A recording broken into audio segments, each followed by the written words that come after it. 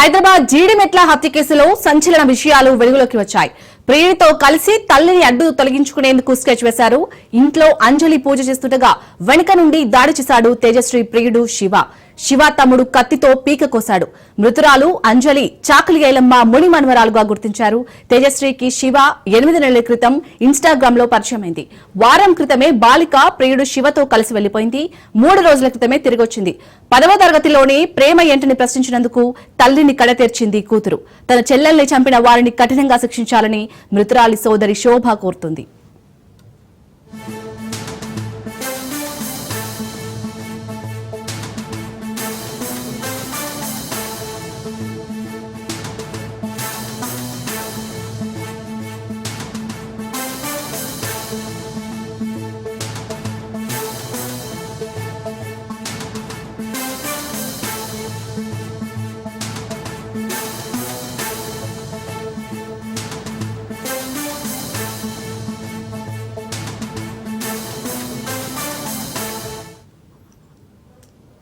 ఇక హైదరాబాద్ జీడిమెట్ల హత్య కేసులో సంచలన విషయాలతో వెలుగులోకి వచ్చాయి. ఈ హత్య కేసుకు సంబంధించి మరిన్ని అప్డేట్స్ జీడిమెట్ల నుంచి మా ప్రతినిధి రత్నకుమార్ అందిస్తారు. రత్నకుమార్, అసలు కన్న కూతురే ఇటు తల్లిని ప్రీతితో కలిసి హతమార్చింది. సో అక్కడ కుటుంబ సభ్యులు కానీ పోలీసులు కానీ ఏమంటున్నారు?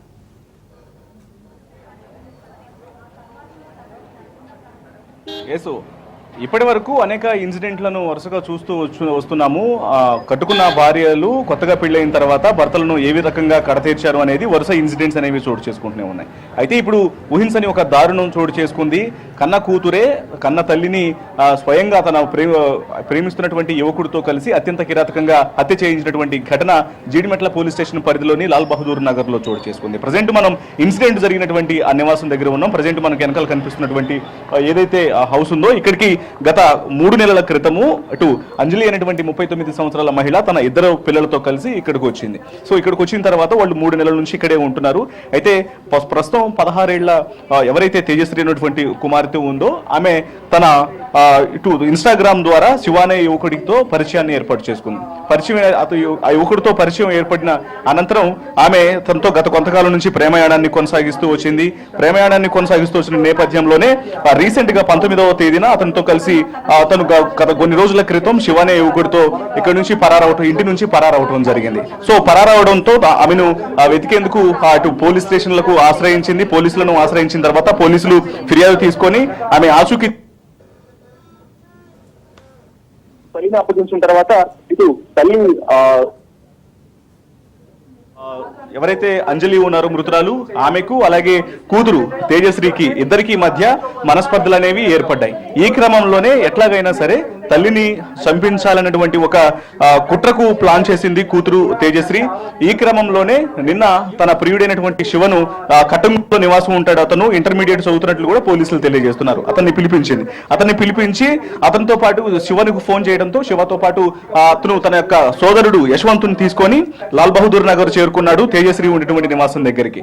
రాత్రి 10 గంటల సమయంలో తల్లిని అత్యంత కిరాతకంగా ఇటు అంజలిని మొదట అక్కడున్నటువంటి లోపల చున్నీలతో ఉరిబిగించి గట్టిగా ఊపిరాడకుండా చేసి ఆ తర్వాత రాడ్లతో అత్యంత కిరాతకంగా హత్య చేయడం జరిగింది. హత్య చేసి వీళ్ళు ఇక్కడ నుంచి పరారేటువంటి ప్రయత్నం చేశారు. అయితే 11 గంటల ప్రాంతంలో పోలీసులకు సమాచారం అనేది వెళ్ళింది ఇక్కడ ఒక హత్య జరిగిందన్నటువంటి విషయానికి సంబంధించి. ఇక సమాచారం అనేది వెళ్లడంతో ఇమీడియట్ గా పోలీసులు ఘటనా స్థలానికి చేరుకొని ఇమీడియట్ గా బాడీని రికవర్ చేయడం జరిగింది. పోస్ట్ మార్టం నిమిత్తం స్థానికంగా ఉన్నటువంటి ఆసుపత్రికి తరలించారు. ఇక ఈ హత్యకు ప్లాన్ చేసినటువంటి ఎవరైతే కూతురు తేజశ్రీ ఉన్నారో తేజశ్రీతో పాటు ఇది హత్యలో పార్టిసిపేట్ చేసినటువంటి ఇద్దరు శివ యశ్వంత్ ఇద్దరిని కూడా పోలీసులు అదుపులోకి తీసుకున్నారు. ప్రస్తుతం పోలీసులు ఇన్వెస్టిగేషన్ స్టార్ట్ చేసి వాళ్ళను ఈ కుట్రకు సంబంధించినటువంటి ప్లాన్ అనేది ఎంతకాలం నుంచి కూడా రచిస్తున్నారు. అసలు ఎలా జరిగింది అనేది కూడా పూర్తిగా కేసు అనేది నమోదు చేసి దర్యాప్తు చేస్తున్నటువంటి పరిస్థితి ఉంది. అయితే తమ సోదరి అత్యంత కిరాతకంగా కన్న కూతురి చేతిలో చనిపోవడంతో ఆమె యొక్క కుటుంబ సభ్యులు అటు సోదరి శోభ అలాగే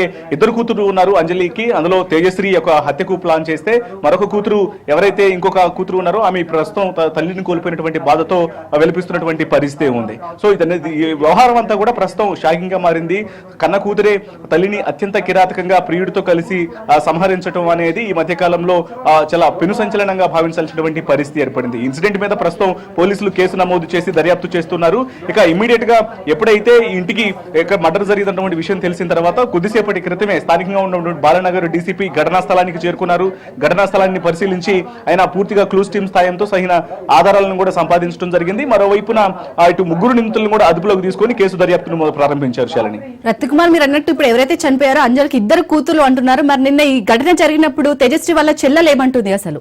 అంటే అప్పుడు ఉందా అక్కడ తను?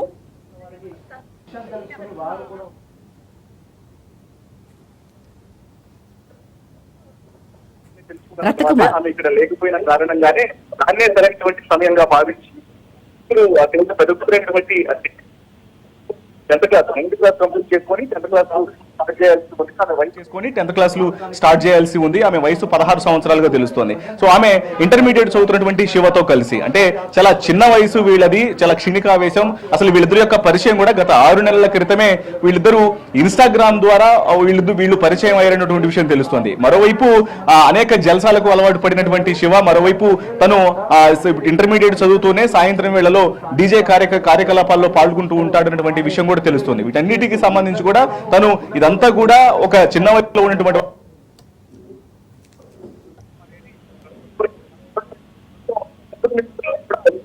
పోలీసులు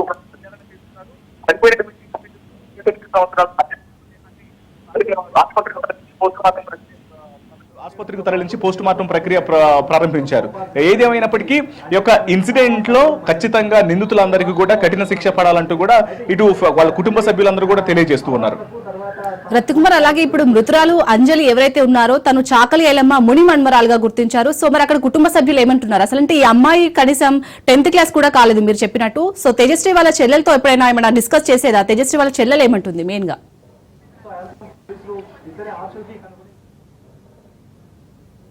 సంబంధించి అంటే కుటుంబ సభ్యులు ఇప్పుడు ఎవరు తల్లి అంజలికి 2 కూతుళ్లలో పెద్ద కూతురు తేజశ్రీ ఈ కుట్రకు ప్లాన్ చేస్తే మరొక కూతురు మాత్రం తను ఇక చిన్న తెలుస్తుంది. ఇప్పుడు వాళ్ళిద్దరు ఈ వ్యవహారం అనేది కూడా తను లేనటువంటి సందర్భంలోనే చోటు చేసుకుంది అనేది ప్రాథమికంగా మనకు తెలుస్తున్నటువంటి సమాచారం. ఇన్సిడెంట్ లో కూతురు స్వయంగా తేజశ్రీనే ఇంత పెద్ద కుట్రకు పాల్పడటం అనేది కూడా ప్రస్తుతం కలవరానికి గురి చేస్తుంది. కుటుంబ సభ్యులందరూ కూడా షాక్ లో ఉన్నారు. ఎప్పుడైతే ఇన్సిడెంట్ అనేది జరిగిందో స్థానికంగా ఉన్నటువంటి చుట్టుపక్కల వాళ్ళందరూ కూడా బెంబెరెత్తిపోయినటువంటి పరిస్థితి.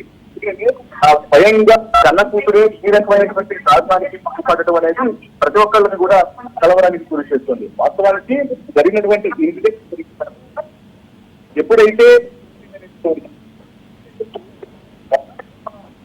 ఆనవాళ్ళను సాధుబాటు చేసుకునే ప్రయత్నాలను కూడా ప్రారంభించారు.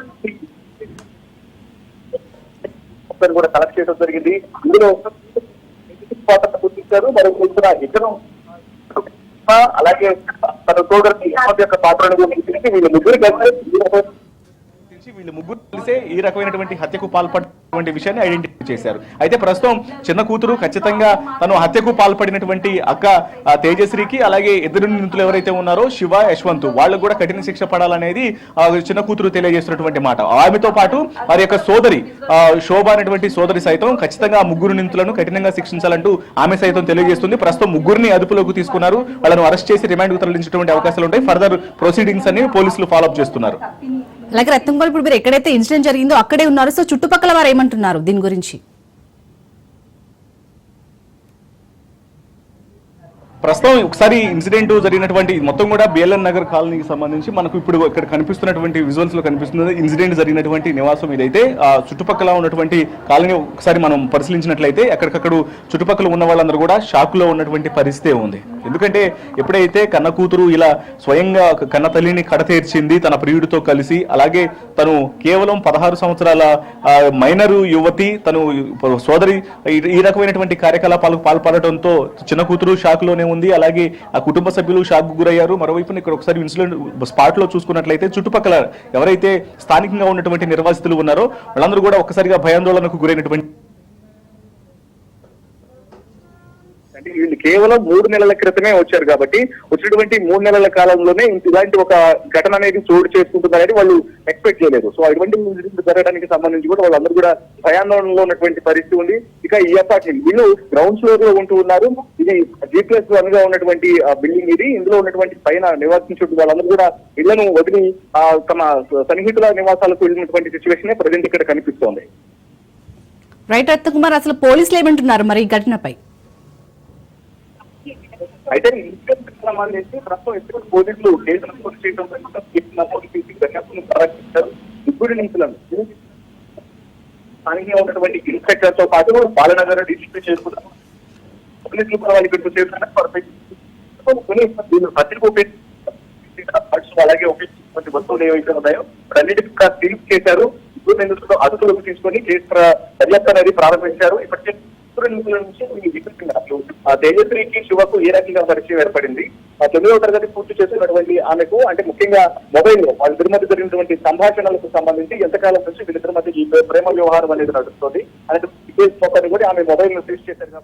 డీటెయిల్స్ మొత్తాన్ని కూడా ఆమె మొబైల్ ను సీజ్ చేశారు కాబట్టి ఆ మొబైల్ ద్వారా తెలుసుకున్నటువంటి ప్రయత్నం చేస్తున్నారు. ఇంకొక రకంగా చెప్పాలంటే అసలు ఈ మొబైల్ ద్వారా తను మొబైల్ యూజ్ చేస్తుంది, చెప్పకుండా ఇంట్లో నుంచి బయటికి వెళ్తుంది అప్పుడప్పుడు. అలాగే రీసెంట్ గానే ఆమె అంటే శివతో పరారవటం జరిగింది. తర్వాత పోలీసులకు ఫిర్యాదు చేయడంతో ఆమెను తిరిగి తీసుకురావడం జరిగింది. పోలీసులు తల్లికి అప్పగే చెప్పారు.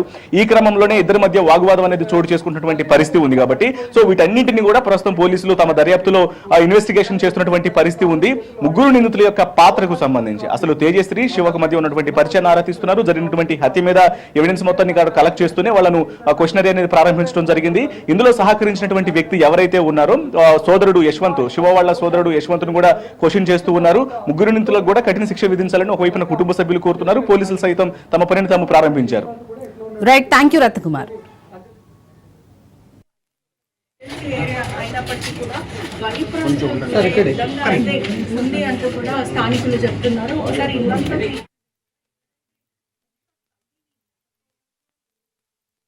గత రాత్రి 11:30కి నైట్ 11:30కి జీడిమెట్ల పోలీస్ స్టేషన్ కి ఒక సమాచారం వచ్చింది. ఆ సమాచారం మేరకు జీడిమెట్ల పరిధిలో ఉన్న ఇది లాల్ బహదూర్ నగర్ ఈ ఏరియాలో ఒక ఇంట్లో ఒక స్త్రీ హత్యకు గురైందనే సమాచారం వచ్చింది. దాంతో ఇమీడియట్ గా SHO జీడిమెట్ల అండ్ స్టాఫ్ వచ్చి పరిశీలించగా 39 సంవత్సరాల వయసున్న అంజలి మహిళ చనిపోయి కనిపించింది. తర్వాత ఆ మృతికి సంబంధించిన కారణాలు సిబ్బంది ఇన్వెస్టిగేట్ చేయగా ఆరా తీయగా తెలిసింది ఏంటంటే ఈవిడికి 2 కూతుర్లు ఉన్నారు. ఒక కూతురు వయసు 16 సంవత్సరాలు, అమ్మాయి పేరు తేజశ్రీ. ఈ నెల 19వ తారీఖు ఒక లవ్ అఫైర్ తోటి ఒక వ్యక్తితో వెళ్లిపోవడం జరిగింది. వెంటనే ఆ తల్లి వచ్చి కంప్లైంట్ చేసింది. వెంటనే ఆ అమ్మాయిని మళ్ళీ 20వ తారీఖే మా జీడిమెట్ల పోలీసు వారు అమ్మాయిని ఆ వ్యక్తిని కనిపెట్టి ఇమీడియట్ గా ఆ అమ్మాయిని ఆ తల్లికి హ్యాండ్ ఓవర్ చేయడం జరిగింది. ఆ తర్వాత తల్లి బిడ్డకి ఇద్దరికి ఆ విషయంలో మనస్పర్ధలు వచ్చినాయి.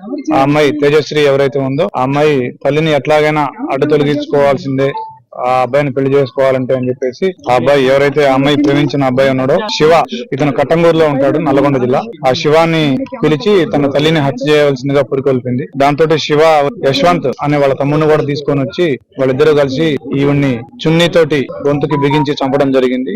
రాత్రి 7:30కి జరిగింది. వెంటనే మాకు 11:30కి సమాచారం రాగానే ఇమీడియట్ గా FIR కూడా చేసినాము. So we are investigating it, we will catch the వ్యక్తి. శివ వాళ్ళ తమ్ముడు ఉన్నాడు, శివ వాళ్ళ తమ్ముడు యశ్వంత్ ఉన్నాడు, అతనికి 17 years. శివ ఇతను ఇంటర్మీడియట్ చదువుతున్నాడు. గత రాత్రి 11:30కి నైట్ 11:30కి జీడిమెట్ల పోలీస్ స్టేషన్ కి ఒక సమాచారం వచ్చింది. ఆ సమాచారం మేరకు జీడిమెట్ల పరిధిలో ఉన్న ఇది లాల్ బహదూర్ నగర్ ఈ ఏరియాలో ఒక ఇంట్లో ఒక స్త్రీ హత్యకు గురైందనే సమాచారం వచ్చింది.